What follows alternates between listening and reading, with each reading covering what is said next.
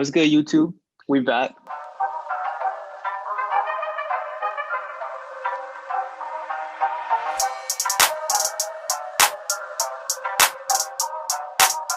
Today we're gonna talk about can small market teams ever compete with big market teams long term?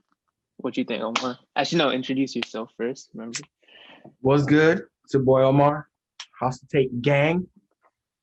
Yeah, Sir, sir. yeah, I don't think small market teams are always going to be at a disadvantage, and they honestly have to work harder than big market teams, and it's a reason usually for the majority. There's always outliers that you hmm see the better teams be big market teams. I don't like. I think small market teams can compete short term, but they can't compete long term. Because like if let's say a small market team drafts a player, right? Mhm. Their player becomes a superstar. But once they get to that status, that player starts looking around the league. The big market teams are getting the free agents and stuff like that. The trades done, But all that. And then the small no, listen, let me finish. And then the small market teams tries to rush the progress because of that, because they're scared their superstar will get disgruntled. Like the Bucks right now, they just gave up 4 first-round picks for Drew Holiday. That's ridiculous. But like they try to rush the process, and then the superstar gets pissed, they leave, and then that just sets the small market team back. I mean, yeah, and there's always that. Like, for let me use a couple examples, like New Orleans, for example. They had AD, but no one wanted to go play New Mm-hmm. Orleans. Yeah. So they struggled. The only reason they got Cousins because they made a massive trade, and he ended up getting injured. Yep. Boston is never bad for a long time. They were bad for like 2 or 3 years, and then, Mm-hmm. but to their vantage point, while they did get free agents, Boston's a small market. Boston's a bit more that's what I'm saying. That's relatively. what I'm saying. Like Okay. Boston wasn't bad. It's never bad for a long period of time. Mm-hmm. They got free agents. They did make smart trades, but they did get free agents also. Kyrie was a trade, but he did want to go to Boston. And Yep. then you always see like while the big market teams are always there, the small market teams Mm-hmm. are like changing every 5 or so years. Yeah. Orlando took a step back, and here's Milwaukee now in the forefront. Mm-hmm.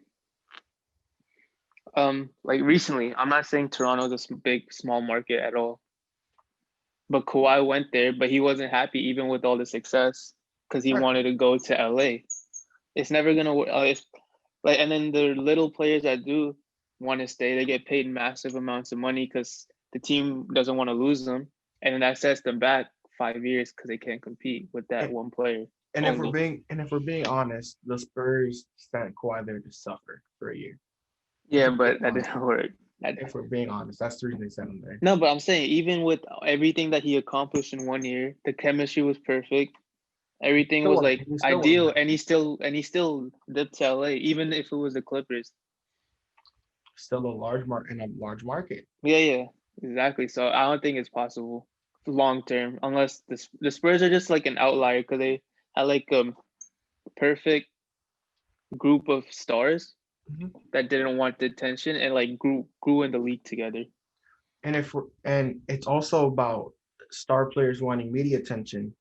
hmm And the Like New shoe York deals. and the Knicks are a perfect example that they've been bad for years because of their own, and it's their own fault. Not that players don't want to go there; they just always hmm screw it up, and yet they're still talked about in the media. Yeah, like even weekly you hear Stephen A. Smith going off on the Knicks, and then but if the Knicks get a new owner, they would be right back up there, like just like that. Like Cleveland, for example, if they didn't play hmm Brooklyn last night, they're not getting talked about. Yep.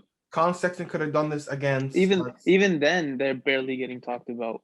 let's say Colin Sexton did 40, dropped 42 on, which by the way, congrats to Colin Sexton. He was balling last night. Beast, But if beast. Colin Sexton did this, and let's say on Minnesota or Dallas, no one's talking about Colin Sexton's 42 point. Hey, let's just bring it up. Cole Anthony, your boy. He hit a game winner. Not a word. If that no, listen. If I'm a Lakers fan, but I'm gonna end it. Kuzma hit a game winner in the bubble. Thing was talked about for a week straight, nonstop. Like talking about is either it's just because of that shot. Is he gonna? Did he step up to the third star? But no one's gonna be talking about like someone like Cole Anthony just because he's on Orlando. And I'm telling you, like, no one says a word. Vucevic is dropping 23, 13, and 4 on shooting 50, 40, 50% from the field, 40% from three. Not a word. But the moment he has a good game against Brooklyn, there it is. Is Nick Vucevic a top center in the NBA? And now, since then, not a single word. And then the minute like a player plays bad, like let's say Lonzo, like last season, he had a great stretch after All-Star break, right? Not a word. But on national TV, he struggled one game. But the narrative was, has he improved? Is he a bust? Or he might be, but that they don't talk about the games against other people, and there's no chance for that to change. And I'm telling you, in the national perspective of a casual fan, is Lonzo had a great last year. He improved across the numbers because that was the last mention of Lonzo Ball. In reality, he's struggling this year to start out the year. Yeah, his efficiency has gone way down, but a casual fan wouldn't know that. And then like Brandon Ingram, people were still saying he's trash just because of the stuff he did at the Lakers, but they haven't seen how much he's improved since he's gone into the Pelicans before his All-Star appearance. And now Zion Williamson, he had a great first outing last year. Who went 4 for 4 from beyond the arc. The national perspective, a casual fan says he's a shooter. This dude has made 2 3s since that game. Yeah, it's insane. Insane. No one on the small market teams, especially, get no recognition. Even star players. No one has said a word about D'Angelo Russell.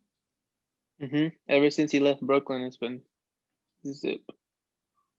Last year was a talk. Oh, can he fit next to Stephen Clay? But the moment he was traded, not a word. So how do you is it possible to fix that? No, the national media are never going to care about the small market or medium market teams, if we're being completely honest, unless you're dominant. Unless they're like a superstar. Unless you're a superstar. Like even when the Magic. But I also see why they're doing it. But it's also crazy how like some things are left out. And it's crazy. Like Golden State was like, before they started getting together, they were 13th, but for some reason they're still the headline. Yeah, I mean that's because of Steph. Like we said, because of the superstar. Like Steph is the face of the league. Right now, the Utah Jazz are the 3rd seed in the Western Conference. You wouldn't know that if you wouldn't know it how good they're playing if you. They've won 6 in a row, but again, no one cares. They're not a big market team. The national media is not going to say a word about Utah, so who cares? Until the playoffs, where they win a series, they're not going to get nothing. Portland and Denver are struggling, but for some reason, they're so quick to gloss over the teams that are still at the top. Jokic is going off though. That is true. Yeah, I agree. I completely agree. Like the Pacers, those teams, they're never gonna be able to. They'll be good for 1 season, 2 seasons. But over a span of 10 years, it's never gonna be consistent. And then what really pisses me off is when it comes to national media to put out rumors of trades, it's always the smaller market teams that get screwed over in trades for whatever reasons. It's just a rumor. It's just a rumor. I don't want to blame them for that. But that's what builds Kuzma. up. But that's like Stephen A. talking about if we can trade Kuzma and a pick to get Devin Booker. I'll take it. We'll take Devin Booker.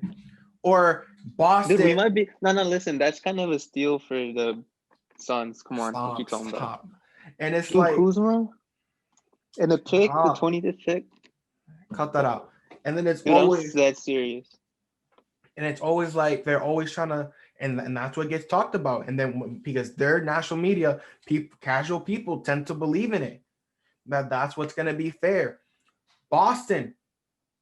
Oh yeah. Gordon Hayward for Oladipo and Miles Turner. Really? No. And that's why he lost Hayward for nothing.